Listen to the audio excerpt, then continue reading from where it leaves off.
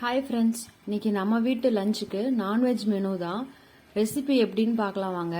ஒரு கடாய் வச்சு அதில் நல்லெண்ணெய் கொஞ்சம் ஊற்றிக்கோங்க, கொஞ்சம் நிறையாவே ஊற்றிக்கோங்க, அப்போ டேஸ்ட் நல்லாயிருக்கும். மிளகு சோம்பு எடுத்து வச்சுருக்கேன். எண்ணெய் கொஞ்சம் உண்டனை ஊற்றிக்கிட்டிங்கன்னா சொன்ன மாதிரி டேஸ்ட் சூப்பராக இருக்கும். மிளகு முதல்ல போட்டுக்கிறேன். நான் நண்டு குழம்பு வைக்க போகிறேன். நண்டுக்கு வந்து மிளகு ஃப்ளேவர் தான் ரொம்ப தூக்கலாக இருக்கணும். அது கொஞ்சம் இருமல் சளி இருந்தால் அது நல்லாவே கேட்கும். எனக்கு பொதுவாகவே பூண்டு ஃப்ளேவர் ரொம்ப பிடிக்கும், அதனால பூண்டு கொஞ்சம் அதிகமாக சேர்த்துக்கிட்டேன். பூண்டு போட்டு சோம்பும் மிளகும் போட்டு நல்லா வணக்கிக்கிட்டேன். உரிச்சு வச்சிருக்க சின்ன வெங்காயத்தையும் போட்டு நல்லா வணக்கிட்டேன். நல்லா வணக்குங்க. எண்ணெய் மிதங்க வணக்கும் போது தான் டேஸ்ட் சூப்பராக இருக்கும். ஒரு தக்காளி வெட்டி வச்சிருக்கேன், அதையும் போட்டு நல்லா வதக்கி எடுத்துட்டு மீனும் நண்டும் கழுவி வச்சிருந்தேன். அதே சமயத்தில் இதையும் வணக்கிக்கிட்டு தேங்காய் பூ துருவி வச்சிருக்கேன், அதையும் போட்டுக்கிட்டேன். எப்பவுமே மசால் பொடி போட்டுட்டு தான் தேங்காய் போடுவேன், ஆனால் இந்த டைம் மாற்றி பண்ணியிருக்கேன். கொஞ்சம் ஃப்ளேவர் நல்லாவும் இருந்துச்சு.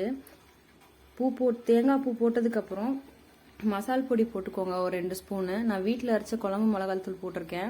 நான் எல்லாத்துக்குமே அதை மட்டும் தான் சேர்த்துப்பேன், ஏன்னா எனக்கு வெளி மசால் தூள் சேராது. அவருக்கு டைஜஸ்டிவ் ப்ராப்ளம் வந்துடும் அது எங்களுக்கு போட்டால், அதனால் நாங்கள் அது யூஸ் பண்ண மாட்டோம். இது போட்டு கொஞ்சம் எண்ணெய் ஊற்றி நல்லா வணக்கிக்கிட்டேன். நல்லா வணக்கி ஆற வச்சு எடுத்துக்கோங்க, அப்போ தான் மிக்சியில் அரைக்கிறது கொஞ்சம் நல்லாயிருக்கும். நான் அதே சமயத்தில் ஒரு பேனில் வந்துட்டு ஜேபி மீன் மசால் தூள் போட்டு பரட்டி வச்சிடலாங்கிறதுக்காக கலக்கிறதுக்காக எடுத்து வச்சுருக்கேன். இஞ்சி பூண்டு 2 ஸ்பூனும், கார்ன்ஃப்ளவர் மாவு 2 ஸ்பூனும், மைதா மாவு 1 ஸ்பூனும் போட்டு மிக்ஸ் பண்ணிக்கிட்டேன். நல்லா மிக்ஸ் பண்ணிக்கோங்க. எந்த அளவுக்கு இது நல்லா மிக்ஸ் ஆகுதோ அப்போது மீனில் நல்லா பிடிக்கும். கொஞ்சம் எண்ணெய் ஊற்றிக்கோங்க, மீன் பிரிஞ்சு வராமல் இருக்கும். நான் எக்கோட ஒயிட் போட்டிருக்கேன், நல்லா கிறிஸ்பியாக வரும். இந்த பொடி வந்து நல்லா ஸ்பைசியாக இருக்கும். நான் வேறு எதுவுமே சேர்க்கல, ஏன்னா பாப்பா சாப்பிட்றா, அதுக்காக எக் ஒயிட் மட்டும் போட்டுக்கோங்க, அதுதான் நல்லாயிருக்கும். நம்ம சேனல் சப்ஸ்கிரைப் பண்ணிக்கோங்க மக்களே. லைட்டாக லெமன் புழிஞ்சுக்கோங்க, புளிப்பு ஃப்ளேவரும் சூப்பராக இருக்கும். நல்லா மசால் கலக்கி வச்சுட்டு லைட்டாக தண்ணி தொளிச்சுக்கோங்க, ஏன்னா ரொம்ப கெட்டியாக இருந்தாலும் மசாலா அதில் பிடிக்காது, தனித்தனியாக பிரிஞ்சு வந்துடும். அதுக்காக தான் நான் தண்ணி தொளிச்சிருக்கேன். அளவாக தொளிங்க, இல்லாட்டி ரொம்ப வாட்டரை இதாக பத்தத்துக்கு வந்துடும். மீன் போட்டு பரட்டி எடுத்து வச்சுட்டேன் மக்களே. நீங்களும் அதே மாதிரி செய்யுங்க. எந்த அளவுக்கு மீன் ஊறுதோ அந்த அளவுக்கு டேஸ்ட் சூப்பராக இருக்கும். உடனே போட்டோம்னா அதோட ஸ்பைஸ்னஸ்லாம் இறங்காது.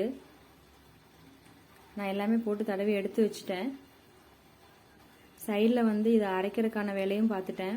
இன்னைக்கு வந்து நிறைய வேலை இருந்துச்சு எனக்கு. சாப்பாடு வைக்கணும், பாப்பா பார்த்துக்கணும், இது எல்லாமே கரெக்டாக இருந்துச்சு. அதனால் அடுத்தடுத்து செஞ்சுட்டே இருந்தேன். நான் ஒரு பேன் வச்சு நீங்கள் எண்ணெய் ஊற்றிக்கோங்க. நல்லெண்ணெய் தான் ரொம்ப ஃப்ளேவராக இருக்கும், அதனால் நான் அது மட்டும் தான் யூஸ் பண்ணினேன். இதுக்கு நான் மீன் குழம்பு இது எல்லாத்துக்குமே நல்லெண்ணெய் மட்டும் தான் யூஸ் பண்ணுவேன். அந்த ஃப்ளேவர் தான் எனக்கும் பிடிக்கும். இந்த டிஷ்ஷுக்கும் நல்லா ஆப்டாக இருக்கும். லைட்டாக கடுகு போட்டுக்கோங்க, பெரிய வெங்காயம் போட்டுக்கோங்க. பெரிய வெங்காயம் போட்டு நல்லா வணக்கிக்கிட்டு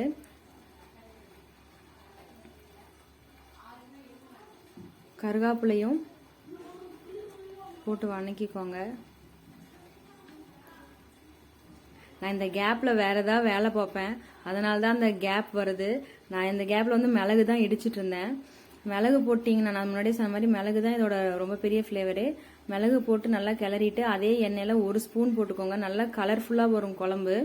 நான் வந்து வெங்காயம் மசாலே வந்து மிளகா பொடி போட்டிருக்கனால இதில் அளவாக போட்டுக்கிட்டேன். அதை வந்து அரைச்சி தனியாக எடுத்து வச்சு அதையும் இதோட மிக்ஸ் பண்ணிக்கிட்டேன். மிக்ஸ் பண்ணி உடனே லைட்டாக தண்ணி ஊற்றிக்கோங்க, ஏன்னா அது பேனில் வந்து ஒட்டிக்கும். மிக்சியில் இருந்தது மிச்சத்தையும் எடுத்து உள்ளே ஊற்றி நல்லா கரெக்டான அளவு தண்ணி ஊற்றி கொதிக்க வைக்கிறதுக்காக மூடி வச்சுருக்கேன். இப்போ பாருங்கள், மாட்டிக்கிச்சு. அது நல்லா கொதிக்கவும் நான் ஒரு கிளறி விட்டுட்டு கழுவி வச்ச நண்டெல்லாம் எடுத்து போட்டுட்ருக்கேன். நான் நண்டு வந்து ஒரு 10லேருந்து 13 நிமிஷம் வெந்தால் போதும். ஆனால் முன்னாடியே செஞ்சிங்கன்னா மீன் மாதிரி நல்லா ஃப்ளேவர் இறங்கிரும். நேரமாக செய்கிறது தான் பெஸ்ட்டு. உடனே செஞ்சால் அந்த ஃப்ளேவர் ஃபுல்லாக இருக்காது. நல்லா போட்டு இதை கிளறிடாதீங்க, அப்படியே போட்டு மீன் மாதிரி லைட்டாக கலரி மட்டும் விடுங்க. நல்லா எண்ணெய் பிரிஞ்சு கொதிச்சு வர வரைக்கும் போடுங்க. நான் பெப்பர் தூள் போட்டிருக்கேன், நான் கொஞ்சம் ஜாஸ்தியாகவே போட்டேன், பாப்பாவுக்கு கோல்டு, அதனால் போட்டு நல்லா மூடி வச்சு வேக வச்சு எடுத்து வச்சுக்கிட்டேன். நண்டு ரெசிபி முடிஞ்சிச்சு, நண்டு குழம்பு ரெசிபி முடிஞ்சுது. அடுத்து கிரேவி இருக்கு, அது பாருங்க அது எப்படி செய்யணும். அது ரொம்ப சிம்பிள். இந்த குழம்பு வைக்கிறது மட்டும்தான் வேலை, ரொம்ப ஈஸியா இருக்கும். அவ்வளவுதான் மக்களே. எல்லா குழம்புக்குமே வந்து மூடி இறக்கி வைக்கும் போது கருவேப்பிலை வந்து மேலே கிள்ளி தூவி விட்டிங்கன்னா ரொம்ப டேஸ்டா இருக்கும். அடுத்து நான் வந்து கிரேவிக்காக ஒரு பேன் வச்சிருக்கேன். கிரேவி ரொம்ப சிம்பிள், நான் சொன்ன மாதிரி. கடாயில் எண்ணெய் ஊற்றிக்கோங்க, லைட்டாக வந்து கடுகு போட்டுக்கோங்க. கடுகு பொரிஞ்சதும் வெங்காயம் கொத்தமல்லி தழை மட்டும் போட்டு வணக்கிக்கோங்க. வணக்கிட்டு என்ன பண்ணுறீங்கன்னா, அந்த சிம்பிள் சொன்னேன்ல சேம் பெப்பர் போட்டுட்டு அந்த குழம்போட கிரேவி எடுத்து இதில் ஊற்றிக்கோங்க. அதுதான் ரொம்ப பெரிய சீக்கிரம் டிஷ்ஷே. இந்த குழம்பு வந்து இதில் சுண்ட சுண்ட தான் இந்த டேஸ்ட் சூப்பராக இருக்கும். இது நான் வெங்காயம் வணங்கறதுக்காக வெயிட் பண்ணிட்டு இருக்கேன். வெங்காயம் வணங்கிருச்சு நல்லா. உங்களுக்கு இந்த கேமராக்கு ஒயிட் கலர்ல தெரியுது. நானும் ரொம்ப நேரம் வணங்கலன்னு தான் பார்த்துட்டே இருந்தேன். அந்த குழம்பு வந்து உள்ள ஊற்றி நல்லா சுண்ட விடுங்க மக்களே. சுண்ட விடும்போது டேஸ்ட் சூப்பராக இருக்கும். அடி பிடிக்காம சுண்ட விடணும். நல்லா கிளறி விட்டுட்டு நான் நண்டு எடுத்து போட்டுட்டேன்.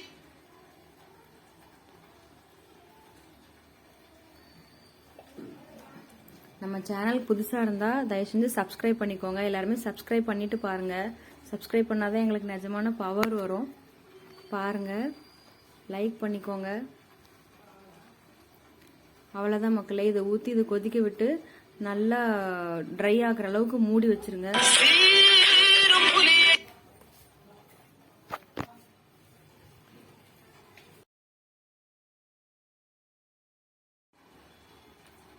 நல்லா வணங்கட்டும்.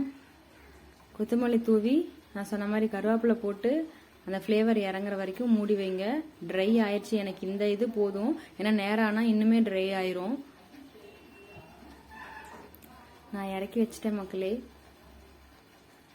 அப்படி சைடில் சாப்பாடு வச்சுட்டு ரசத்துக்கு ரெடி பண்ணிட்டு எல்லாம் கரெக்டாக இருந்துச்சு. அது எல்லாமே என்ன ஒரு ஆளால் வீடியோ எடுக்க முடியல, அதனால இதை மட்டும் எடுத்துட்டு இருக்கேன். இதை அப்படியே பிடிச்சிட்டு அதை எடுத்துட்டு இருக்கேன்.